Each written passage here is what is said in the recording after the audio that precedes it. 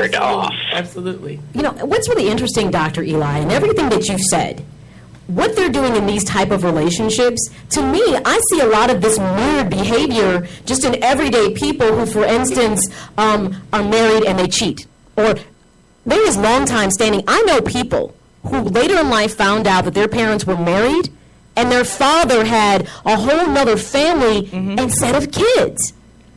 Yeah. That's not uncommon. So without even acknowledging, it seems like we've practiced this behavior. Go ahead. It seems like without even really acknowledging it, this kind of behavior has been practiced for quite some time. Yes. The difference is that polyamory is honest and forthright, and everyone negotiates it and agrees to it up front.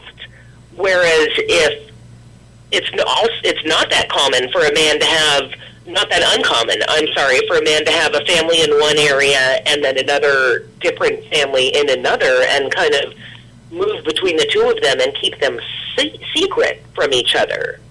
And that's not polyamory because of the secrecy and the thought that often in those cases the women aren't thinking, oh, I can have another husband.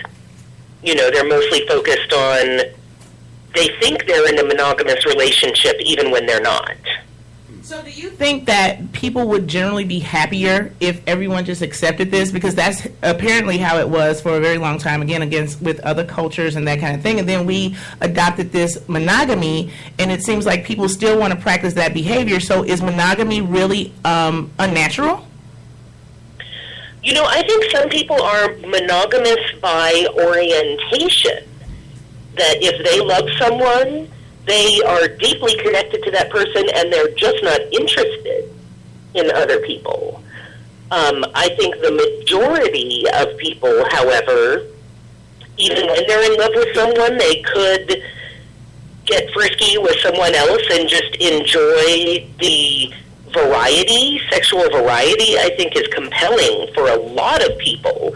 The hard part comes for most people in not so much in themselves having multiple partners. A lot of people want that, but in allowing their other partners to have multiple partners too.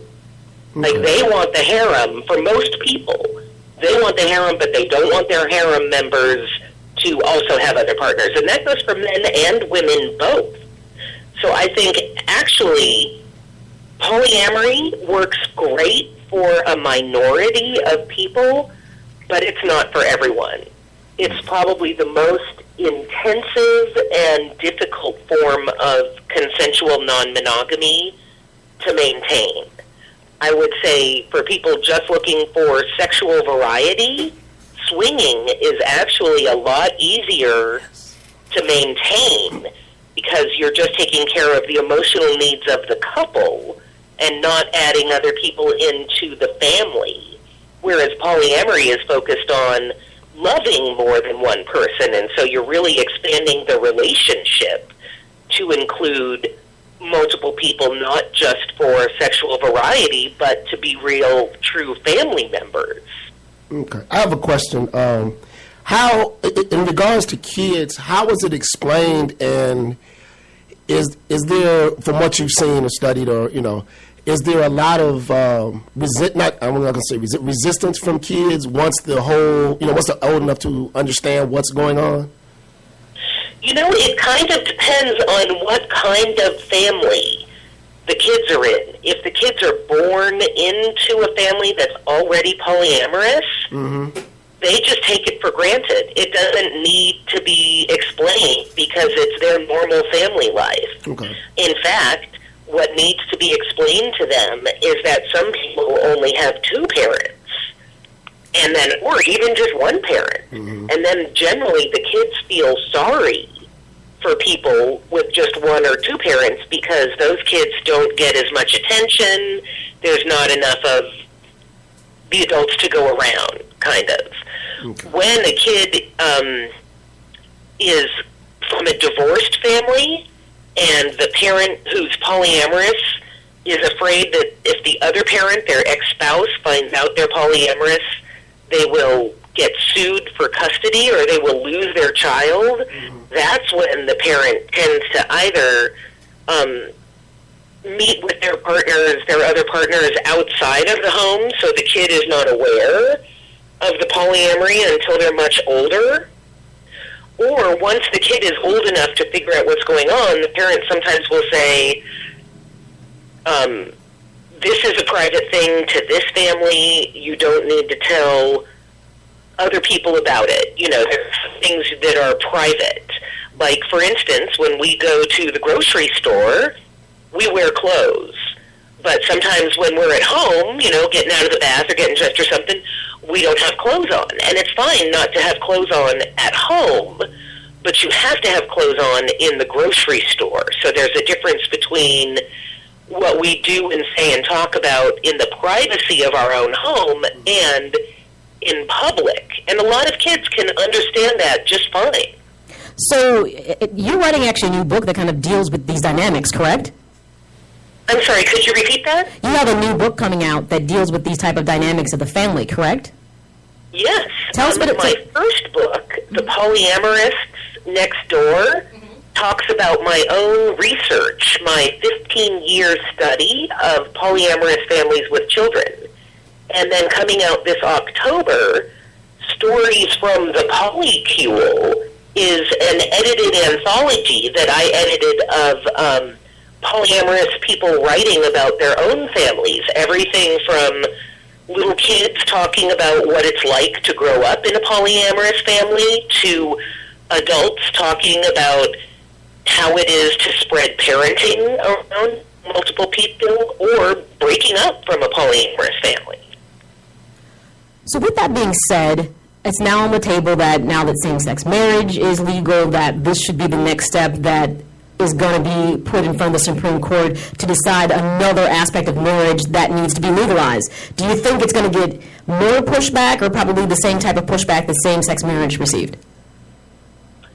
I think more pushback because multiple partner marriage is a pretty significant shift from two-person marriage. And same-sex marriage, it still just has two people in it. They're just of the same sex. But it doesn't change how to parent or who to cover under the Social Security laws or who to cover under health care, things like that. It doesn't call all of those things into question. It's still just two people. I think multiple partner families would change that a lot more significantly. But we already have a model for how businesses can incorporate as sole regular partnership, liability corporation, all sorts of different ways to come together as a business, and we could use that same model for families. So give all sorts of different options for families. You don't have to have just a partnership at the head of a family. Well, this is a lot to chew on. You definitely educated me in a way about stuff that I didn't know about, and it's interesting. If my listeners want to find you and read more about your work, where can they find you? I blog on the Psychology Today website, and that the name of that blog is The Polyamorists Next Door. I also have a lot of my own publications and longer blogs on my own website, ElisabethScheth.com, and that's ElisabethScheff.com. And then my two books, The Polyamorists Next Door, is available on my own website or from Amazon. Okay. And you can pre-order The Polycule right now. It won't actually be out until October, but it just went to the press, and I got the preview copies, and they're beautiful. I'm so excited about them. I'm going to check it out because, like I said, this is a whole other frontier. You put layers into this that I never even considered, didn't know about. And I'm sure for a lot of people, even if it's not something they want to do, it's just you expand it and they start thinking about their own life experiences of things they know. And there's some similarity between things, even if it's not labeled the same way. Well, thank you for taking time out of your schedule to chat with us. Thank you so much for having me. And I really appreciate it. I'm a big fan of Psychology Today. So I'm going to be following your blog, and I look forward to having you on in the future to chat about some other things as well. Wonderful. Thanks. All right. Thank you. Dr. Eli. That's Dr. Elizabeth Sheff. You can always go to my Facebook page and, follow her link. When I saw this on HuffPost Live, it was interesting because I'm like, okay, this is a very dynamic conversation. Because, I'll be honest, to me, polygamy was Mormons. That's how I saw it. And she just fleshed out a whole bunch of stuff. Yeah. That terms, I didn't know were different terms for when, men versus women. Doesn't surprise me, he, she kind of thing. But the thing I thought was interesting about this, and I don't know if it'll ever get passed, because she displayed so many dynamics from a legal standpoint, I think it would be complicated. It would become, because my question is, so if I have 3 people, then what if it's 4 of us? So then where does it stop? So how many partners or spouses or anything are you allowed to have until you cap out? Or can it just go forever? So tap out.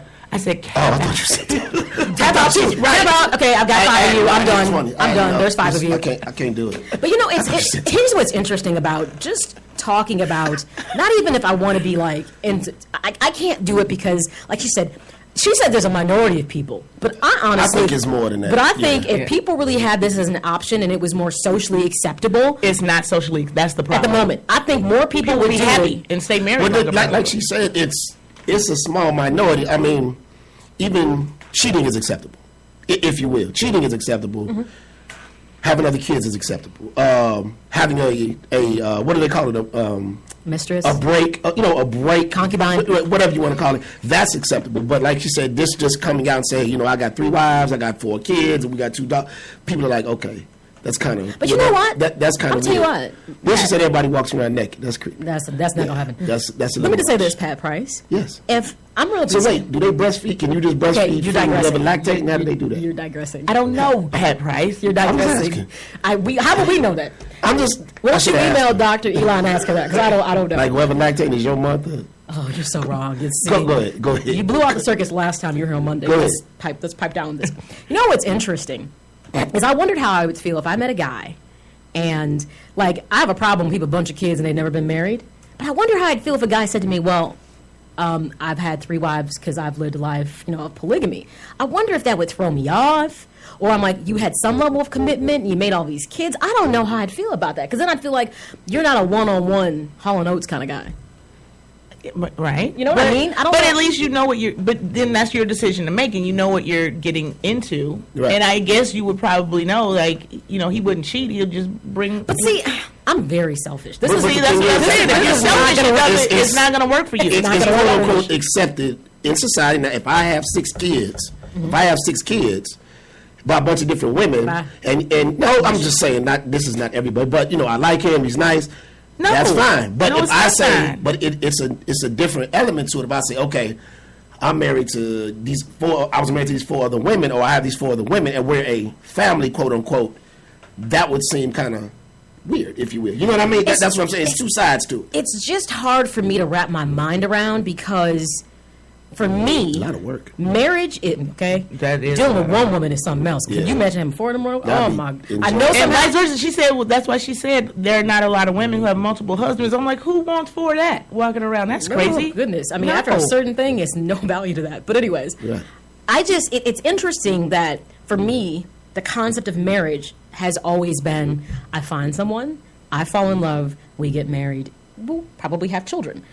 I've never been able to see it as we're going to involve all these other people into our lives, because to me, marriage was always, I hate when people say it's a contract, it's a business. Oh, Jesus. That's to me where it loses the essence of what it is when you try to make it something so sterile like that. And I think that's why we've moved to a point in society where divorce is so frequently, because people feel like if I got in, I could get out. Remember back in the day, you had grandparents who they'll admit down the road how they weren't really happy. Oh my gosh. But they stuck it out. Yeah. And now I hear about all these people talking about how there were second families, but she said the difference is it was done, behind closed doors. Right. You didn't know about it. You didn't know you had siblings until maybe down the road or after the fact. And that's insane to me.